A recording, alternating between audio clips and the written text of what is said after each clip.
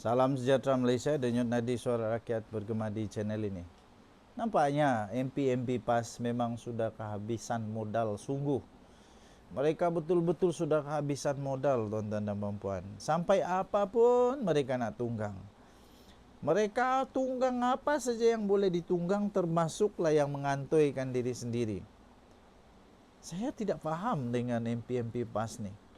Adakah mereka menganggap mereka itu superior, lebih bijak daripada manusia yang lain, sehingga mereka berfikir bahawa apapun penipuan putar belit alam mereka, tak ada yang tahu, tak ada yang perasan.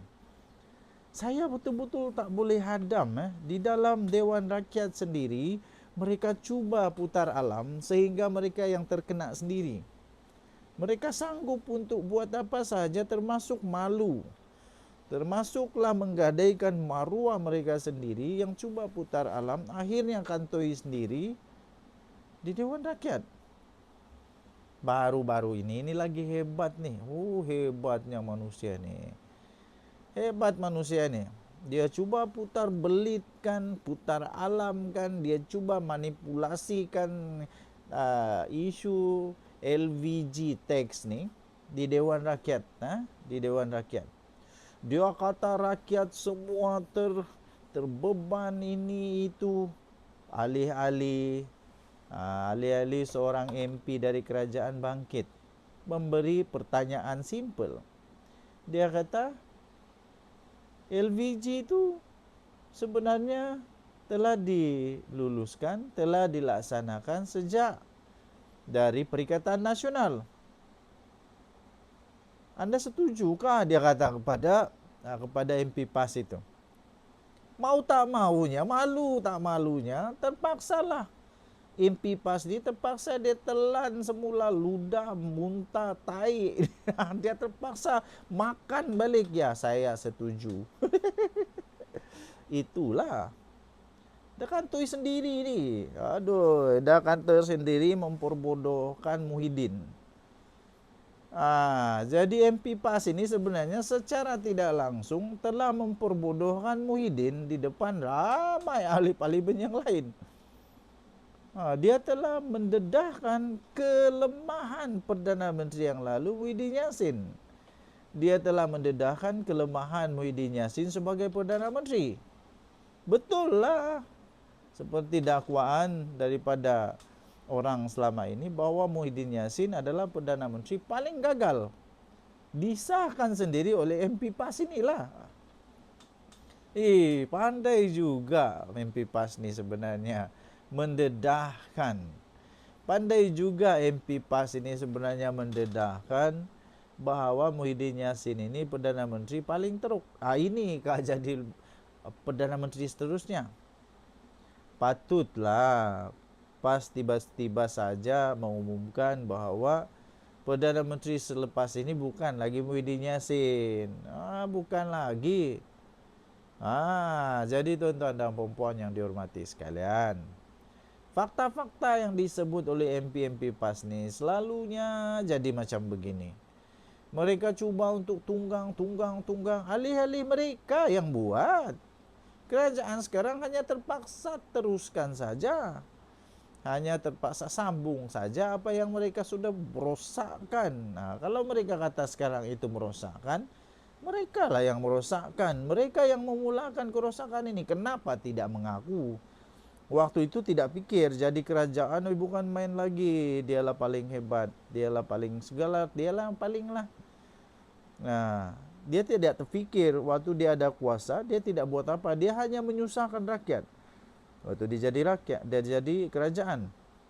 Sudah jadi pembangkang baru dia sedar benda tu salah, dia salahkan pula kerajaan Madani sekarang. Otak mana otak? Nasib baiklah MP-MP kerajaan ni bijak-bijak, bukannya tolol-tololnya, bukannya tongong-tongong, bukannya bangang-bangang atau palui, tidak. Semua bijak-bijak, semua tengok fakta, semua cakap benda yang betul. Jadi jangan anggap MP-MP kerajaan sebodoh anda. Okey. Kesian Muhyiddin. Dikantoikan sendiri oleh MP PAS. Kesian. Kita jumpa lagi. Bye-bye. Tinggalkan komen Anda. Oke? Bye. Salam sejahtera Malaysia. Denyut nadi suara rakyat bergema di channel ini. Tuan-tuan dan puan yang dihormati sekalian, saya mau tanya kepada tuan-tuan dan puan yang dihormati. Sila tinggalkan komen dengan berani ya. Saya mau tanya kepada tuan-tuan dan puan, patutkah kita membantu orang yang memfitnah? Patutkah seorang Islam, seorang yang beragama, tak kiralah agama Islam kah, Kristian kah, Buddha kah, Hindu kah, patutkah kita membantu orang yang memfitnah, yang memang sudah didapati 100% bersalah dengan sengaja, dengan sedar, dengan memang dengan niat buruk, dengan niat jahat memfitnah, didapati bersalah dengan banyak bukti dan betul-betul dia ini tahu dia itu sedang memfitnah. Dia memfitnah, kemudian kita tolong dia pula. Patut atau tidak? Nah, akhirnya seorang ustaz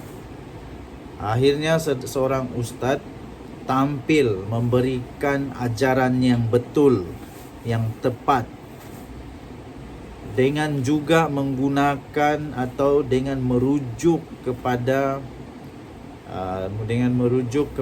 junjungan yang mulia. Rasulullah sendiri membenci fitnah dan tidak membenarkan sesiapa membantu orang yang memfitnah. Kerana kalau dibantu, nanti orang itu akan syok. Dia rasa seronok. Oh, fitnah. Seronok. Ada orang tolong. Nanti dia buat lagi. Nanti dia buat lagi. Dia tak bertobat, dia buat lagi. Jadi tuan-tuan dan puan yang dihormati sekalian, Ustaz yang betul-betul ada fikiran tepat. Inilah ustaz yang patut ada, selalu ada di Malaysia. Mengajar benda yang betul, bukannya memberikan dalil yang salah. Dia buat betul, orang lain buat salah. Bila dia buat fitnah, dia kata itu jihad. Bila fitnah jihad, sehingga ada tabung jihad, tuan-tuan dan puan. Ini memang pelik. Saya ada belajar juga sejarah Islam sikit-sikit. Tidak pernah saya terbaca adanya tabung jihad untuk membantu orang yang fitnah. Tidak pernah. Orang pemfitnah sepatutnya dihukum dengan lebih keras, dengan lebih tegas, bukan dibantu untuk bayar saman fitnah. Lepas itu nanti dia fitnah lagi, apa lagi? Takkan nak buat dana lagi. Yang kesiannya ahli-ahli yang berkenaan yang terpaksa pula menanggung beban kerana orang itu memfitnah. Yang herannya, mereka betul-betul percaya pula bahawa mereka perlu tolong orang yang memfitnah. Akhirnya terima kasih kepada ustaz ni yang saya sisipkan ini. Anda boleh baca sendiri laporan ini, bagaimana ajaran yang betul. Bagaimana ajaran yang betul tentang pemfitnah. Jangan termakan pujukan kepada orang-orang politik yang hanya menunggang agama, yang hanya menunggang bermacam-macam lagi tunggangan lain, bermacam-macam lagi isu-isu yang tidak sepatutnya ditunggang. Jangan percaya kepada mereka.